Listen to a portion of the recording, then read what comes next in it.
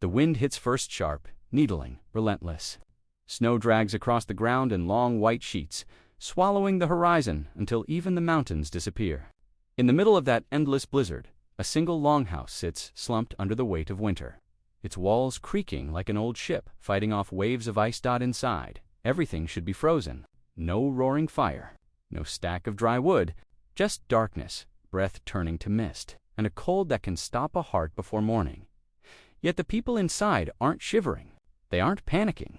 Somehow, in a night where even the air feels brittle, they've kept their home warm enough to survive. How did Vikings stay alive when firewood was soaked through, buried under snow, or simply gone? They turned to something you'd never expect, something that doesn't look like heat at all. And once you learn what it was, the whole idea of ancient survival starts to feel completely different. The answer isn't just clever. It's strange. Winter in Scandinavia wasn't just a season. It was an opponent. The sun slipped away early, taking its warmth with it, and the nights stretched into long, oppressive hours where the dark seemed alive. Storms rolled in without warning, snow spinning sideways, wind clawing at roofs, and temperatures that sank so low even metal could crack. A modern person might think, just burn more wood. Except that luxury didn't exist. A storm could drown entire forests in ice. Fallen logs froze solid. Branches snapped under snow and ended up too wet to burn. Vikings stored wood, of course, but even that wasn't guaranteed. One bad week of storms could turn a winter-long supply into damp, useless piles, and in a world without insulation, without electricity, without any backup system. Losing heat wasn't an inconvenience, it was deadly. A family could go to sleep and never wake up. Infants couldn't last an hour in the wrong conditions. Elders weren't far behind. Every winter night was a negotiation with death. And the Vikings knew that fire alone wasn't enough. They needed something that didn't depend on dry logs or good weather, something they could rely on even when the forest failed them. That problem, staying warm when the world refused to help, pushed them toward solutions most people today would never imagine. Vikings weren't careless about the cold. They built their homes like fortresses against winter-thick timber walls packed with turf, roofs layered with sod, and a massive central hearth that served as the heart of the longhouse. When that fire was burning, the whole room glowed with life. Shadows danced on the beams, animals slept close to the warmth, and families gathered like every breath of heat was gold. But even a well-built longhouse had limits. A hearth needed fuel. A lot of it. And on calm winter nights, that worked fine. You fed the flames, kept the embers alive, and trusted the fire to survive till dawn. Then there were the nights when the world didn't cooperate. Windstorms roared in and pulled smoke backward through the chimney hole. Wet logs hissed and spat, giving more steam than flame. Even the best insulated walls felt thin when the temperature crashed so low the air itself seemed brittle. Some nights the hearth glowed, but only barely. And a weak fire in a Viking winter was as dangerous as no fire at all. People tried every normal trick, banking coals under ash, sleeping close together, using animal skins as makeshift insulation, even keeping livestock indoors so their body heat added a few degrees. These methods helped. They slowed the cold, but they couldn't stop it. And that's where the real story begins. Because when everything familiar failed, the Vikings didn't give up. They reached for something different. Something most people today wouldn't think of as a heat source. At all it burned, hotter than damp. Firewood. It lasted longer than a hearth full of half-frozen logs. And it worked in the very worst conditions. The trick wasn't in the flames. It was in what they fed the flames with. A fuel so unusual, so cleverly used, that it feels almost unbelievable now. The real method is coming, but the moment you hear it, the entire Viking winter suddenly makes sense. There were nights when firewood simply wasn't an option. No matter how skilled or prepared a Viking family was, a single winter storm could drown every log in icy rain, turning stacks of firewood into useless waterlogged sponges. It didn't matter how much effort went into chopping or storing them. Nature had final say. Some nights, people woke to find their entire supply buried under several feet of snow or frozen into one solid block of ice they couldn't even break apart. Coastal settlers had it even worse. Salt air soaked into timber, making it burn low and cold. During harsh winters along the Norwegian coast, Entire communities had to ration every scrap of wood because forests were far inland, unreachable in deep snow. And when Vikings traveled, the problem multiplied. Long voyages across the North Sea left them with only the firewood they carried. Once it ran out, they faced nights on windswept beaches with nothing but frost-bitten driftwood and driftwood burns, like damped bread when the sea gets inside it. Winter raids were no different. You couldn't carry piles of logs on a long. You took weapons, food, and tools. Heat was something you had to improvise. Relying on wood meant relying on luck. One storm, one bad landing, 1 week of relentless freezing rain, and the hearth could go dark. Most ancient societies would have been crippled by that vulnerability. The cold didn't just bite, it killed. It sapped strength, slowed movement, ruined morale, and once frost crept into the bones, it didn't let go. Yet the Vikings kept moving. They kept raiding. They kept surviving nights that should have ended them because they had a fallback, something that didn't rot, didn't freeze, didn't depend on weather. A heat source hiding in plain sight, waiting for the reveal. The real lifesaver wasn't wood at all. It was fat, animal fat.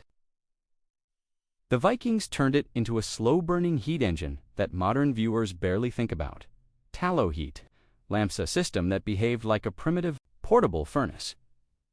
When you melt down animal fat, sheep, cattle, even fish, you get tallow thick, waxy, dependable. Unlike firewood, tallow doesn't care about whether frost doesn't choke it, rain can't soak it. You can store it for months, even years, tucked into sealed skins or compact clay containers, and when you set it alight, it doesn't explode into bright flames. It gives a steady, warm glow and a gentle, persistent heat that feels like someone cupping a warm stone in their hands. The burn is slow, deliberate.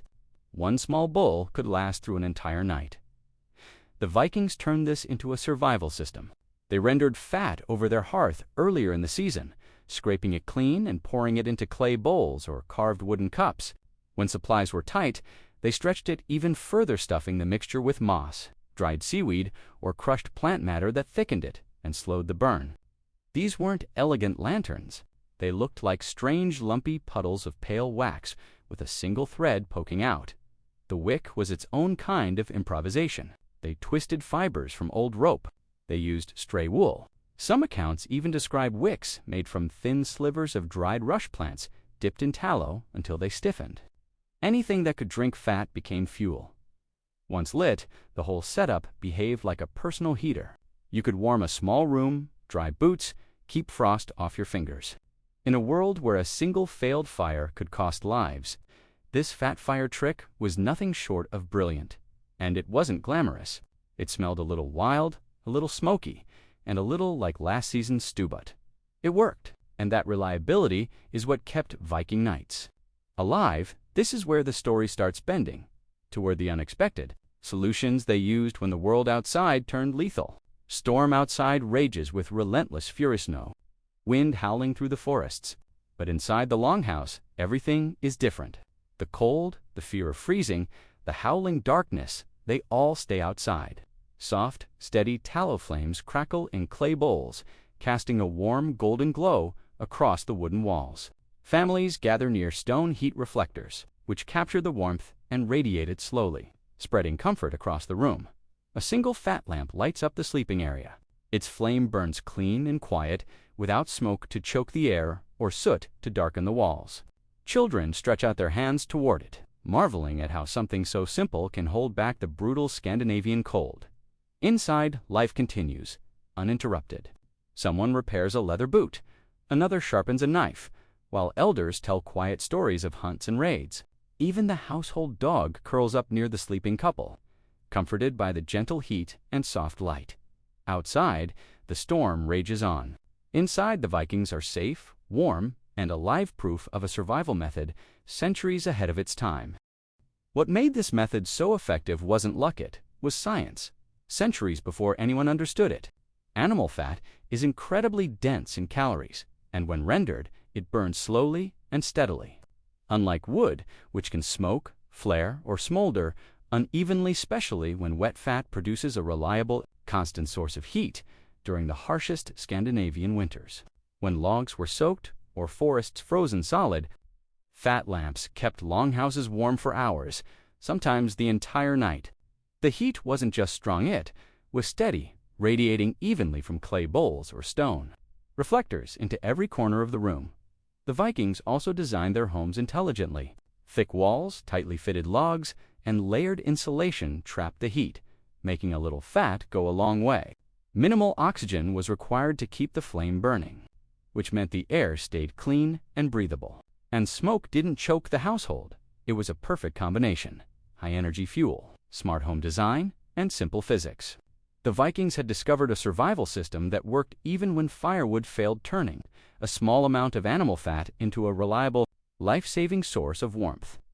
The use of fat for heat didn't just keep Vikings alive, it reshaped how they lived through winter. Storing animal fat became a vital part of survival. It wasn't just the responsibility of one person. Hunters, fishermen, and farmers all contributed. Every hunt, every catch, every cow or seal preserved for its fat became part of the community's lifeline. Without this careful preparation, even the strongest warriors could have succumbed to the cold. This practical need gave rise to cultural routines. Long nights that might have been silent, lonely, and dangerous were now filled with activity. Families gathered around small, glowing tallow lamps, their light dancing on the wooden walls. Children listened to elders' stories of far-off raids and daring hunts. Crafts were completed by lamplight tools, repaired, leather-stitched, wood-carved. The warmth of fat flames encouraged indoor life, turning the longhouse into a hive of social interaction rather than a place of survival stress. Even the rhythm of daily life adapted to this method. The stockpiling of fat dictated the timing of hunts and preparation of meals. Community members coordinated to ensure that nothing went to waste. In a way, fat became currency, both practical and symbolic of the community's strength and foresight. Winter, once a season of fear and vulnerability, became manageable, even intimate. Through ingenuity and careful planning, the Vikings transformed their harsh environment into a space where life could flourish. What might seem like a simple fuel source was actually a cornerstone of social cohesion, culture, and survival strategy, proving that even in the coldest, darkest nights, human ingenuity could create warmth, comfort, and connection without firewood or power. Vikings turned pure survival into ingenious engineering. They didn't just endure the cold, they conquered it, using simple resources in extraordinary ways. And this wasn't their only winter trick. Some of their methods were even stranger than anything you might imagine surviving a frozen night. Next time, we'll reveal how Vikings cooked their meals without traditional fires, using methods that were just as clever and surprising. The story of Viking ingenuity is far from over. Stay tuned.